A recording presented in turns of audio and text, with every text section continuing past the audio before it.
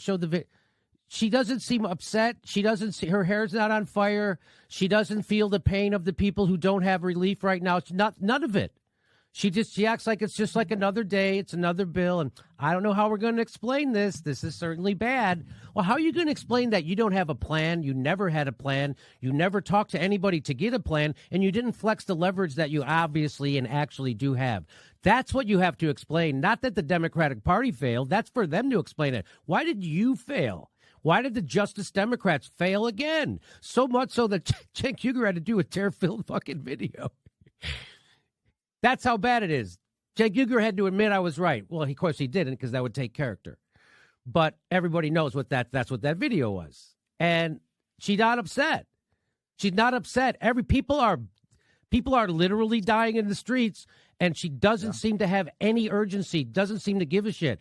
Now, she's technically for $15 minimum wage if she doesn't have to do anything to get it. Well, that's not why we sent you there. We sent them there to go do something, right? Yeah. And I, would describe a lot of people on the right as being socialists. I would consider Steve Bannon to be a socialist. I would consider the 2016 iteration of Donald Trump, the candidate, to be a socialist based on what he was saying. I consider Tucker Carlson to be a socialist. Now if you have Governor Cuomo, who wants to give, tens of millions of dollars to Amazon to bring an office to New York, you have AOC, an actual self-identified socialist, standing up and saying, this is outrageous. And then you have Tucker Carlson going on his Fox News program and saying, I agree with her completely, because I think people are realizing that neoliberalism doesn't work. And I think the real right-left difference, to the extent that those terms even have any currency or coherence, I think you see in France too, like Marine Le Pen, the fascist far-right candidate, when she ran both times, she ran to the left of Macron for sure, but even the French socialists, in terms of wanting to give workers better benefits and better pensions. So I think the vision is, you have this kind of right-wing populism, which really is socialism, that says we should close our borders, not allow unconstrained immigration, and then during his campaign last year, Joe Biden claimed that he would be, and I quote, the most progressive president in history. We all knew that was a lie. I mean, and his first month of his presidency already proves that was a lie by walking back, like I said earlier, all of his moderate campaign promises, like the $15 living wage and, the $2,000 checks and a public option.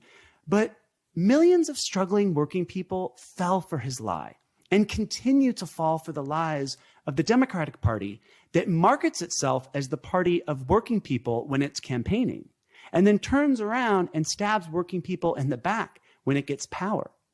How can we as socialists break through this illusion that the Democratic Party serves the people and expose to a broader audience that, just like the Republican Party, the Democratic Party serves the interests of the 1% and the capitalist class and is really standing in the way of progress? I have to try to detach from it, because if I say connected to it too much, it will upset me, especially when I get in the car and I see people under bridges and on every corner asking me for money. Yeah, in L.A. In Los Angeles. That's how it is. I know. I'm from Chicago, just like you. So when I first got out to L.A., I thought it was gonna be like the movies, like how it looks. And then when I was in downtown L.A., I'm like, holy! Like I did a thing at the Mission, which is like the homeless mission. Yes. And on Skid Row. That was an unbelievable experience for me. Like, just understanding what they have to deal with, what these people, and a lot of people in LA just can't afford the housing. Like, I asked the lady, I was like, how many of these people have jobs? And she was like, 40% of the people that come to this homeless mission have jobs. So it's not like they're not working.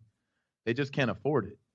And they're living out of their car or something. They can't, they can't afford to rent a place. So just the fact that they see all that, and then they're selling this bill as some amazing thing when it's not going to do anything for that. Like, it's hard to see that stuff. And so it does upset you. Like, I feel you on that. And I see it every time I'm in Los Angeles, and it's like, come on, like, what are we doing here? And then you see Ilhan Omar talking about it with a smile on her face. No And urgency. No urgency. No doesn't- urgency to help people. Couldn't give a shit. And we'll talk about Joe Biden being president and this glorious image from Jacobin magazine. Now, I'll tell you what I find particularly fascinating about this is Jacobin is like socialist, like their DSA.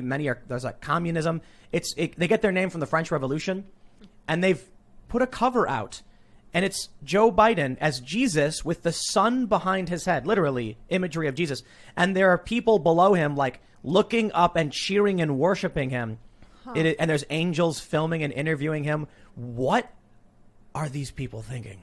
Stop with this obsession with putting people above yourself and putting all the responsibilities and all your failures and all your hopes into one person and take some gosh darn personal responsibility for yourself. But when you have a media ecosystem that is acting like Joe Biden is literally Jesus, then I don't see how we actually solve problems.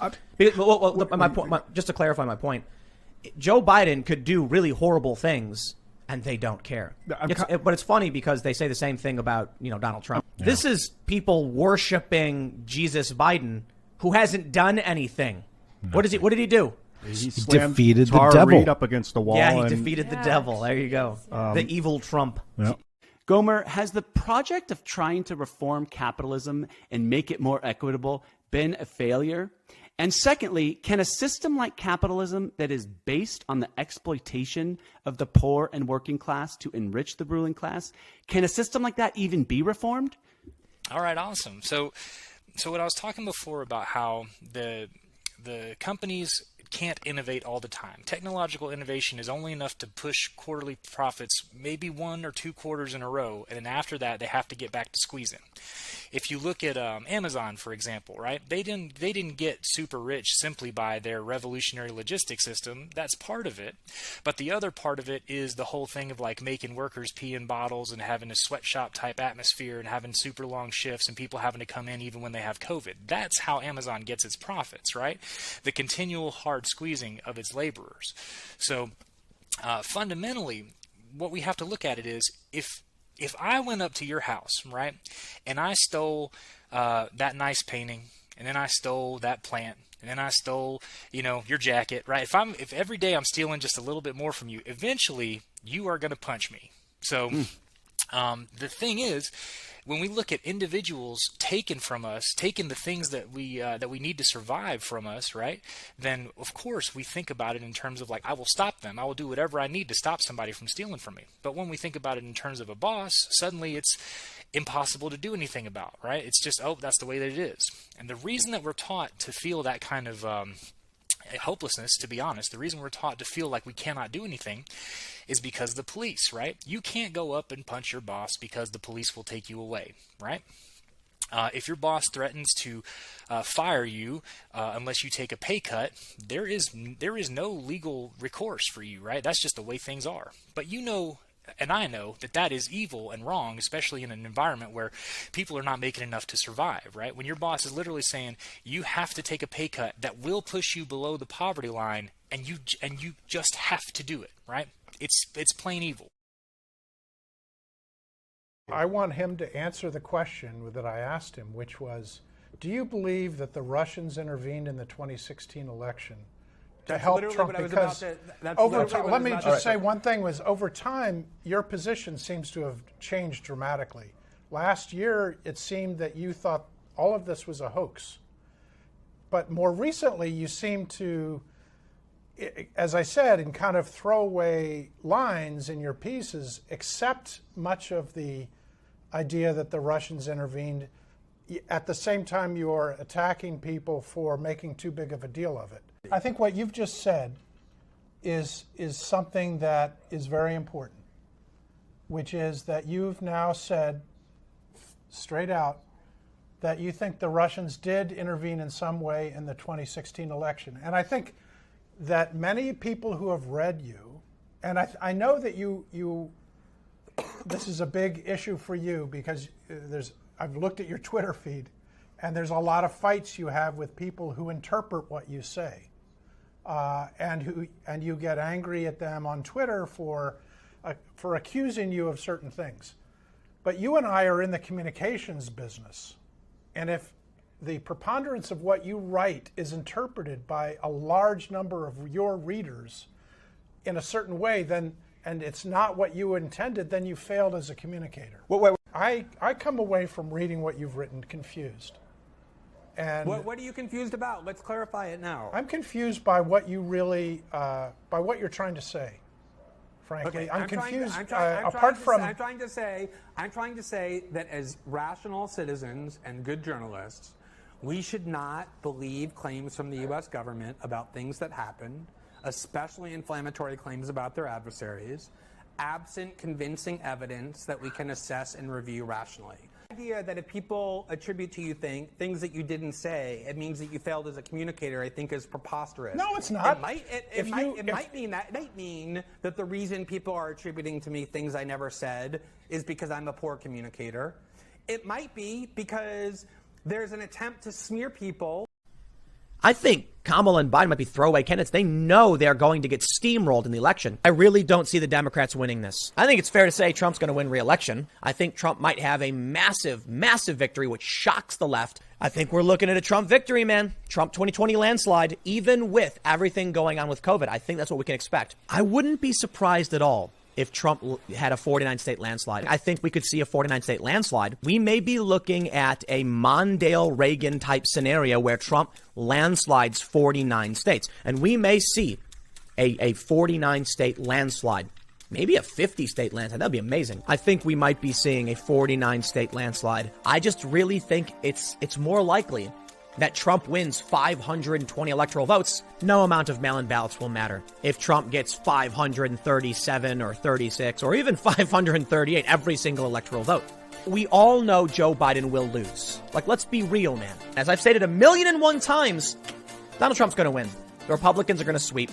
Ladies and gentlemen, Joe Biden has defeated Donald Trump.